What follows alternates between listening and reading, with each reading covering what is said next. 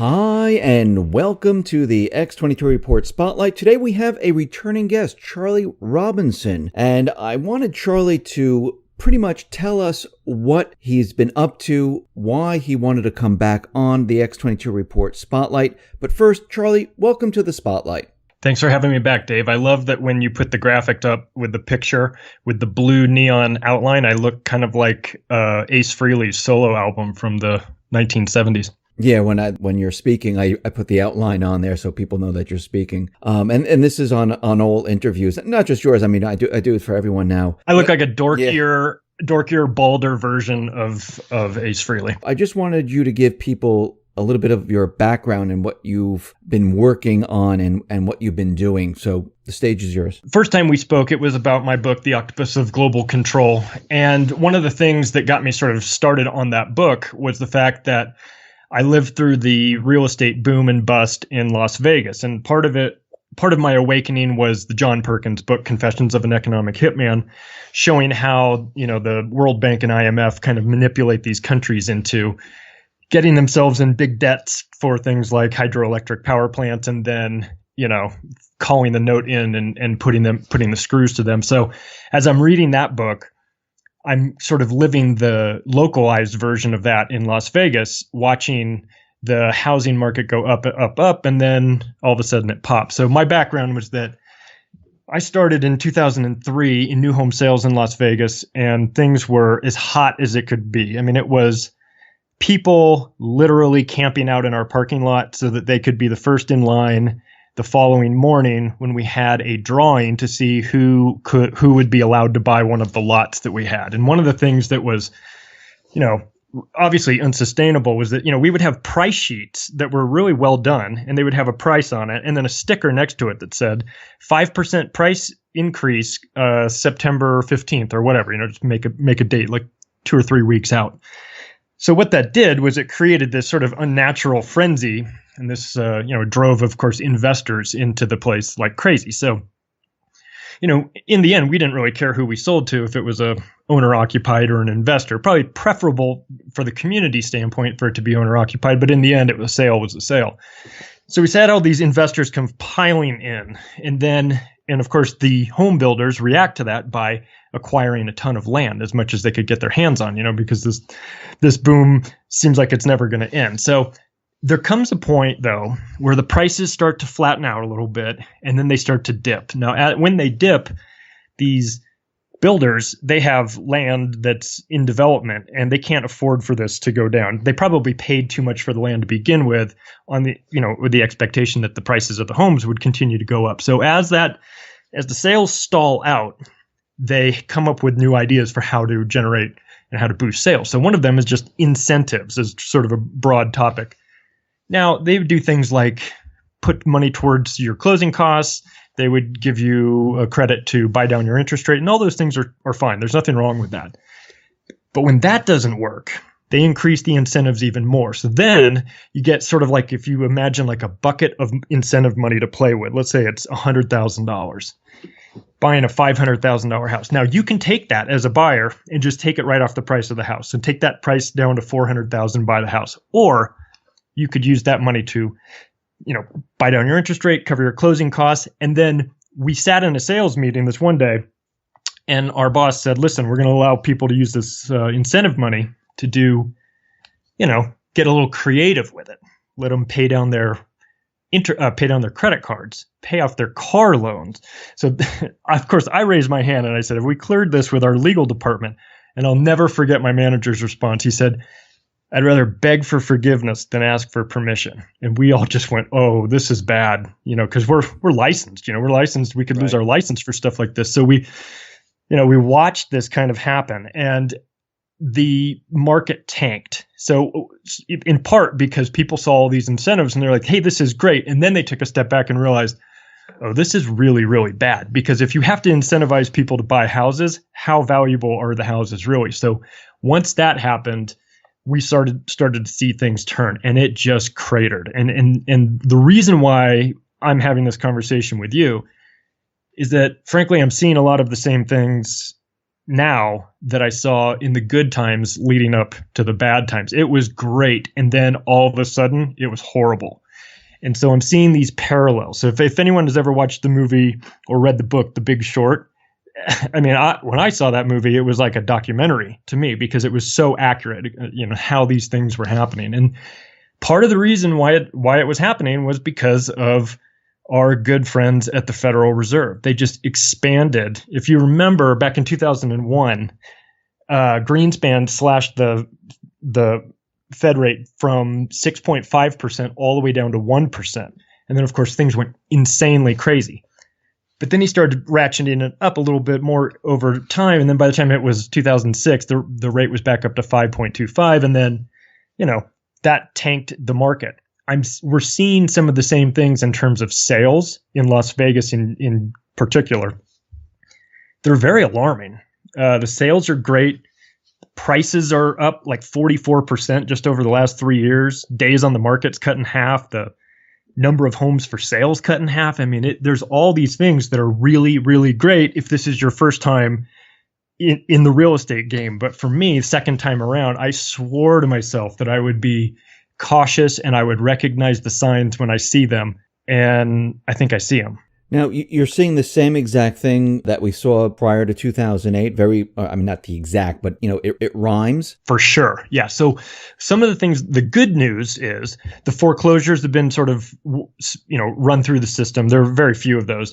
The mortgage industry right now, they're making a lot of loan programs available, which is good. But now we're starting to see something like jumbo loans that are offering, that are allowed, 5% down only. That's kind of unheard of. And when you see that to me is a bit, I'd be cautious with that, because if you're allowing people to only put 5% down on a jumbo loan, then you're also acknowledging that they could walk away from and only lose 5%.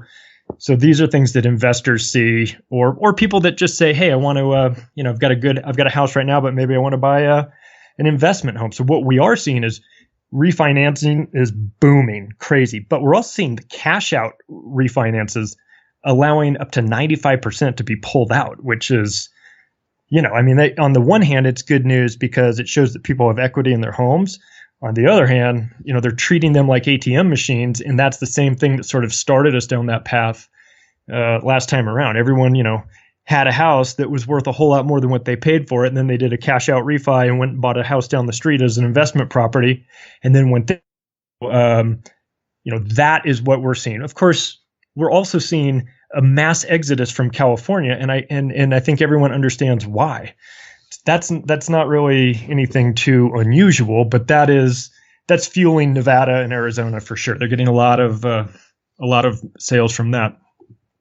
And then we're also just seeing a major spike in people just buying a second home in Las Vegas. And a lot of times that is more connected to the international markets. In Canada, if you have a really strong Canadian dollar, then that spikes prices, or that spikes sales in Palm Springs, Las Vegas, Phoenix, areas like that, because they come in and want to get a place down south. And also when you have China, booming like it is, then you'll see purchases either because people have a lot of money in China and they feel prosperous, or they're scared to death of their government and they want to get their money out of there. But you'll see purchases in Vancouver and Seattle and Los Angeles along the West Coast. So, we're seeing all these things, but these are also the things we saw the tail end of 2006, right before we hit a major slide. Do you see foot traffic starting to slow at all or anything like that? What we're seeing is realtors being offered higher commissions by the new home builders and also bonuses. Now, the home builders and the realtors have a very contentious relationship. When things are good, the home builders pretend like the realtors don't exist. When things are bad, they kiss the realtors' asses as hard as they can because they know they've got the buyers. So the fact that you see realtor bonuses is an indication that you're seeing lower traffic. So that is, and that of course is going to be alarming to the new home builders when they see lower traffic. Then they start to say, well, let's do what we can. That's incentives and realtor bonuses. And once you see that, although as a buyer, you think, hey, this is great, I'm getting an incentive. The truth of the matter is they're incentivizing it because it's not worth what it was. So it's probably not if you're a buyer and you're seeing a large incentive in a new home community, be wary of that. Are there any sales out there where people, I mean, we saw this prior to 2008, where people started to lower their prices? Because I'm on the East Coast and I see that prices are being reduced here just to get people to come. I don't know what's happening in Vegas. Are you seeing anything like that? Actually, the prices have been going up. But when the prices go down, what you'll see is, first thing, they'll try to disguise it. They'll make it look like the prices aren't going down. So you'll do things like you'll give away anything that isn't connected with the price of the house. If you're talking about if you're a new home company, you'll give away incentives towards covering closing costs and buying down interest rates, because those things don't reflect in the home price. If you're just somebody that is just a typical person that's putting their home on the market, you're not as concerned about lowering the price because you're sort of out of there. You don't have as long of a stake as the new home builders do, but you might see things like offering credits for repairs and things like that. So what we would be looking for to see when it has finally peaked is the number of days on the market is a pretty good indicator. You'll start to see that creep up. Right now, it's been down for a long time. But what that does is it fuels more people into this sort of, into this fervor of speculation. And once you get all the speculators in, then things tend to go wrong. So the probably the most concerning thing that we're seeing is the number of cash out refinances, and then the percentage, the fact that you can pull almost all of your money out of a house. That is a recipe for disaster. If things continue to keep going up, it's fine. If you're buying another house, or if you're using that money to pay off your credit cards and things like that, there's actually some logic to that. If you've got a home rate that's 5%, but you've got credit cards that are 13%, then yeah, cash out refi, pay off your credit cards. But when the home prices start to go down, remember, now you've got a much larger mortgage to take care of. And so this is sort of the behavior that put a lot of people in a bad spot back in 2007. So, I mean, these cash outs, are these being done by speculators or to purchase another house, or are these, families that are moving in saying, I need the cash? It's mostly family speculators. It's people that have, they're just a typical family that has a house, but then they want to get in on this. They've seen the prices go up. They want to pull their money out. They want to buy an investment house down the street. I did that. I did that during the boom and everything. I walked right into that trap. Things were good. I was drinking the Kool-Aid. I believed it. There was a lot going on, and I believed that, people were coming from California. The prices were a third of the price of California. It made sense for people to move to Las Vegas. It made sense for people to move to Phoenix. So yeah, hey, I'll pull the cash out of my current house and go use that to buy another house. And that's fine. If the game keeps going. But the problem with this is the musical chairs, when the music stops, they don't just pull one chair out. They tend to pull a bunch of chairs out. And the people that are the average investor tends to get creamed on this. I think that the institutional investors that we deal with, they're sitting on the sidelines. They've seen this before. They don't need to sell at the very top. They're content to sort of take their money out of the system and wait. And that's a very disciplined thing to do. And it's really hard. It's really hard to do that when the media is pushing the narrative that everything's great, everything's going to get better. We don't have to worry about, you don't have to worry about anything. We're going to be fine. This market's going to go up forever. Of course, we all know that doesn't happen. And so for me, one of the things I look at is some of these, I would call them like wild cards, really. You've got things like what happens if there's a massive drop in the stock market? What happens if we have currency issues in the United States? What happens if we have currency issues in other countries? I mean, that's definitely a possibility. We have political uncertainty that can be a factor. You've got, political uncertainty in places like China and Japan can impact Seattle. Uncertainty in South America, like we're seeing in Venezuela, can affect Miami's real estate market, and Europe can affect New York. I mean, so because we're so globalized, all these things are interconnected. So yes, real estate is local in a sense, but there's a global tie to it. And a lot of that has to do with currency. I mean, if you see a drop in the stock market, people are going to feel like they're losing their money and they're poor. Maybe they decide, well, I'm going to sell my rental house, or I'm going to sell this big house and downsize to something else. So then you see a bunch of houses go on the market. That, of course, drives prices down, and it starts this death spiral that we had last time. So I'm very concerned about some of the things that are kind of out of our control as a real estate from an investment standpoint. Things like, the dollar becoming worthless. God, of course, we're listening to Kim.com say, get in gold, your dollar's going to be worthless. And I tend to listen to that guy. He seems to have a pretty good sense of what's happening. So if something like that were to happen, I mean, it doesn't matter how hot your market is, it'll pull the plug on everything. I mean, we see the real estate markets in Canada where prices are starting to come down. Australia, prices are starting to come down. Even on the East Coast in New York and Manhattan, prices are coming down in certain areas. And this looks like it's the beginning stages. And when I think back to 2006, 2007, 2008, you didn't see it all happen in the same exact place. I mean, you saw New York where all of a sudden traffic started to dry up, but down in Florida, they were building like crazy, and it didn't hit Florida until like 8 or 9 months later. And I think what the Fed has done and certain hedge funds and investment companies, they've pumped these bubbles up in certain cities, 20 of them, which Case-Shiller looks at. And, you're seeing the prices move up to, all-time highs like we've never seen before in these cities. And I think on the outskirts in many of the other smaller towns and other places, you're starting to see things crash down there first. And I think this is why we might be seeing mortgage applications starting to decline, originations starting to decline. And yes, I know the interest rate is moving up, but we're starting to see signs that things are not going well at all. Well, I remember when the bust happened, everything came on the market. Everything was a short sale. Everything was a foreclosure, and the sales obviously stalled out. But then all of a sudden they picked up, and so I started talking to the title companies that I knew, and they all said the same thing.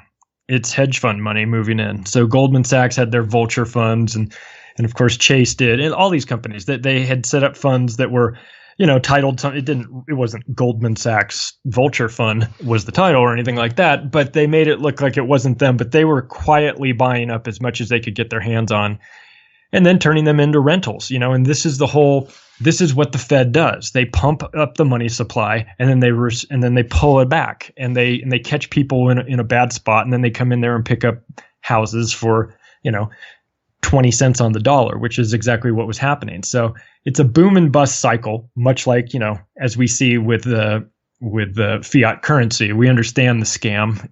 We know that how they do it. We know why they do it, and we know how it benefits them. It's really no different when it comes to the mortgage industry. They'll expand the credit supply and let everybody get a house. I remember selling a house to a guy who had, quite literally his job was he worked picking oranges.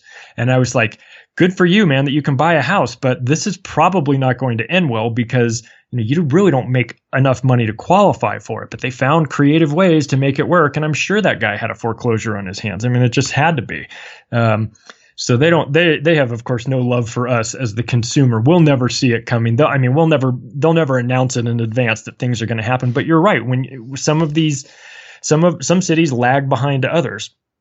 And that may be the case here. So when I talk about Las Vegas, because I have a direct knowledge of that, because that's where I work, but it isn't to say that what I see in Las Vegas is the exact same that you'll see in Sacramento or in Minneapolis or someplace like that. It is localized, but you can still look for the same sort of signs that that things are going to turn badly. Obviously, prices will stall. Obviously, they'll start to decrease, and if a rise in interest rate will affect that, that's obvious. But things like checking to see the number of days on the market, if that starts to rise, then that there's a reason for that. Things aren't selling. And in the realtor community, you'll see like I said, offering extra commissions. But just if you're a regular person that just gets the Sunday paper, if they even still make those anymore, you open it up in the back and you'll see the ads for all the builders. When you start to see the ad saying, hey, come down to this new community that we're opening, we're offering $75,000 of incentives. that's a sign not to go to that community. I'm sorry to say for the home builders, but that's a sign of weakness, not a sign of strength. So, I mean, during the crisis, the housing crisis that we saw back in 2008, 2009, 10, 11, the rental market kind of, increased with people looking to rent because, they lost their house, there were foreclosure, short sales, you name it. And the rental market started to pick up because a lot of people were renting because they couldn't purchase. How is the rental market going in Vegas? Well, the rental market is really strong, actually. In fact, over the last couple of years, the rate has increased by 9%. So that means there are more people renting than there were a couple years ago. And the reason for that is because as the prices go up, obviously more people get locked out. If you look at a city like Los Angeles, I mean, there comes a point where you are either in or you are out of the buying market for Los Angeles. You just don't make enough money to qualify. And that's 2/3 of the people. Actually, in Los Angeles, it's 64% of the people. In Miami, it's 70% of the people are renters, and they're renting for a variety of reasons. One might be, they got dinged with a foreclosure or short sale on their credit, and so they're hampered that way. They might not have a job anymore. That's obviously a reason to rent instead of buy. Things have been getting more and more expensive. I can't believe anybody can buy in New York City, but surprisingly, it's only 68% of the people are renters. So things get expensive, obviously, but then there's something else that is kind of unusual that people need to factor in, and that is that millennials are classified as anyone born in 1980 to 1998. Even though they account for like the largest segment of the market, of the buying market, their attitude is that very different towards buying a house than, say, our parents was. They don't see purchasing a house as the crowning achievement of their lives the way that baby boomers do. So they might buy a house, but they don't have a problem renting either. So some of these people, some of the millennials, have either witnessed their parents go through this foreclosure and short sale bust that we had, but they've also grown up in the new era, like the Uber era, where they're sharing assets. They don't own a car. They're sharing, they're just, using a car at will. So they don't have this view of owning a house as being the end all be all of their life. They can sort of take it or leave it. If it's going to hamper if it's going to hinder their social life, and they're not going to have money to go out and do the things they want to do, then they don't care. Then they're not interested in doing that. So that is something to look for as the millennials, which currently account for 36% of the buying market, but as they get older, they might not turn into the home buyers that our parents did as they moved into their prime earning age. And also, don't forget, half of them have student debt. So that's a huge hindrance towards getting qualified. So, they're getting out of college and maybe they're not having the best job in the world. On top of that, they're already, have that debt clock ticking and getting strangled by it. So there's a couple things. So that's not a good sign, actually, for the housing market moving forward, because you're going to have fewer buyers. You're going to have more students coming out of college that have debt and therefore not even considering buying as an option. And that's going to hurt the next generation of home buyers because, if they have the student debt and a lot of these individuals aren't finding the high-paying jobs like a couple of years ago, this is going to make it more and more difficult for them to purchase the house. Now, add on top of that, housing prices, they're continually moving up. Some places, yes, they're dipping down now, but interest rates are moving up. So this is like, whammy on top of whammy that's going to really hit the real estate market. For sure. So you would be if you're an investor, taking that into consideration, you'd probably be looking at multifamily. There's a huge building boom here. There's a building boom in Las Vegas. There's a building boom in Denver. Denver has 15,000 projected apartment deliveries for 2018 alone, but they have a problem. There's not enough skilled multifamily construction workers to fill that, or else that number would be even higher. So we're starting to see a shift towards not just multifamily in a sense of apartment complexes, but multi-generational living too, where you might have a home that has a guest house in the back, and that is a family in their 40s who has, have elderly parents. They want them to be close, but not too close. So they have a little guest house back there. Or else it's a family that has a kid that just graduated from college, doesn't know what they want to do. They have a little room there. So we're seeing a move towards that, which makes a lot of sense if you think about it.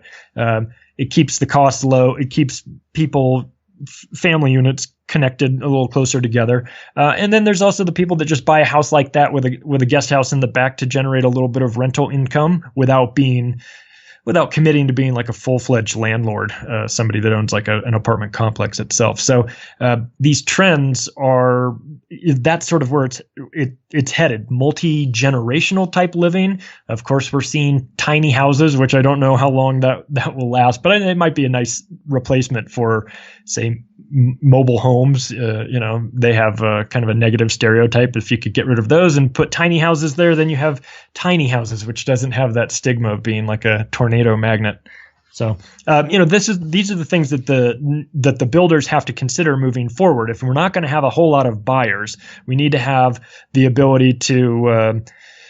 We need to change up our products. And new home builders are notorious for being for lacking in creativity, I guess is the way to put it. They just they just copy each other, whether it's floor plans or colors or whatever. This is in this year, home office is in, great. Formal dining room goes away, that's fine. But we're now starting to see some of them are getting smart and figuring out, hey, look, there's a market here for multi-generational. We've watched immigrant families come to the United States and live that sort of lifestyle for a while. And I think that the Americans the traditional Americans that have been here for a long time are now starting to pick up on that. And I think it's probably a smart way to go. So I would expect more of that in the way of whether it's a house with a guest house or it's a little detached casita, or maybe a place that has its own, maybe just a back door that's separate that gives a little bit of privacy. That's definitely coming. So, we're talking about the real estate market and people refinancing. Wells Fargo, they decided to lay off about 690 people from their mortgage department because of their declining mortgage apps and originations. Is this going to affect the market at all? Yeah, of course. Frankly, everyone at Wells Fargo can go away as far as I'm concerned. I don't think we would be missing them. But yeah, it's a sign that when mortgage applications decline, you're going to see less purchases that way. I think they tend to be a little bit ahead of the curve. I would expect mortgage companies to do what I saw right when the bust happened, and that was literally day by day, mortgage programs would go away. You'd have a buyer that was qualified. They had this loan, they were ready to do it, and then we'd get the call and say, that loan program that we had, it's just they don't offer it anymore. Like, well, what happened? Well, they just got rid of it yesterday. Okay, so fine. You move them into another one. So right now we see a pretty broad variety of mortgage packages available, mortgage types, down payments. Down payment assistance has been a big thing, but down payment assistance is running out of money. So we're not seeing as many of those. So first, I would expect that you'll see a consolidation of the type of loans that are available. They'll start to shrink, and then you'll see what Wells Fargo is doing, getting rid of those people. They have no love for any of their employees. Of course, they don't care. They just look at the numbers. If the numbers seem a little low, they'll get rid of those people. If the numbers pick back up, they'll hire new ones. That's an industry that has a whole lot of turnover. I don't even think that there's all that much quality control in the mortgage industry. At least during the boom that we had before, it was people were like, I'm a stripper / loan originator, and you just like shake your heads and go, this can't be a good sign. So yeah, if you start to see more of that, more of the firing in the mortgage industry, that would obviously be a good sign that to maybe reevaluate what you're doing. I know people that have said, okay, I'm not going to get burned second time around. I'm selling my house right now, and I'm going to move into a rental unit and be as disciplined as I can, and then take advantage of when things fall and come back in and be a buyer a couple years later. Now that requires a lot of discipline. And I know a couple people that have done it, and I give them a ton of credit, but But that might not be an option for everybody that's that has a family of a couple kids. They might not have the flexibility to do that. They might not be able to move and leave their school district. So there's a lot of factors to take into consideration. I would just caution people on the cash out refis, just because that has a tendency, even if you're very conservative with the way you spend it, if other people around you aren't, they can mess up the market pretty quickly. I mean, where do you see the real estate market going? I mean, from your contacts and from what you've been seeing in Vegas and other areas, how much longer do you think this boom is going to last? Well, it's hard to say. It's just that because they never announce when it's going to crater out. It just depends on how greedy people want to be. If people say that I'm an investor, I've been in this market for a couple of years now, things have been good, much like the stock market. You can really just look at it like the stock market. Is it going to continue to go up? Dow 50,000? I don't know. Maybe. Is the real estate market going to go up? It has been. When it's good, it never seems like it's going to get bad. When it's bad, it never seems like it's going to get any better. You factor in things like the potential derivatives bubble. Even things, a dollar collapse is realistic, I think. These are things that are major game changers. So if somebody has the flexibility, I would say that it's probably about as hot as it's going to get. Maybe you don't get out at the very top of the market, but if it were up to me, I would be advising our clients to maybe sit on the sidelines for a little while and see how things go. You might not be able to milk every single percentage out of this real estate boom, but we've had a pretty good run. We know how cyclical things get. We know how manipulated things really are, and we know how fragile the economy of the United States is currently. So. You might want to take your chips off the table and cash out. Charlie, hey, thank you very much for being on the X22 Report Spotlight. I really appreciate it. Thank you for coming on here. Thanks so much. If anyone wants to take a look at our work, you can find us at alterluxury.com, ALTERLUXURY.com. Great. I'll put that link at the bottom of the video so it makes it a lot easier for people to get over there. Thank you very much for being on the Spotlight. I really appreciate it. Thanks, Dave.